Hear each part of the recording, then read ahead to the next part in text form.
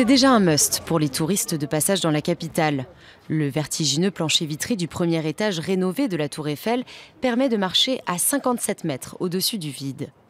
Certains restent prudemment à l'extérieur de la surface vitrée. D'autres s'offrent sans crainte l'ivresse d'une vue plongeante. Une expérience réservée aux plus téméraires.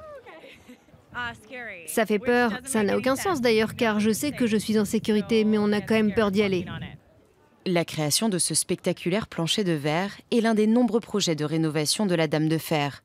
Également au programme, la reconstruction plus écologique des pavillons d'accueil et la modernisation des accès.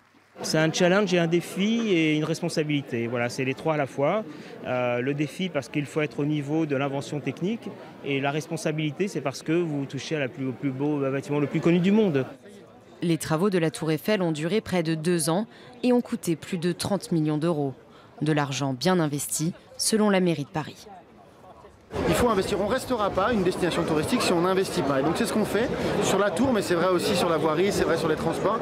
Pour rester la première destination touristique mondiale, Paris investit, et investit notamment sur le plus beau de ses symboles, la Tour Eiffel.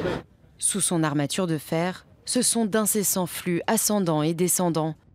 La Tour Eiffel, le monument payant le plus fréquenté au monde, avec près de 7 millions de visiteurs par an, est avant tout un gigantesque belvédère, où les touristes du monde entier se pressent pour profiter de la vue.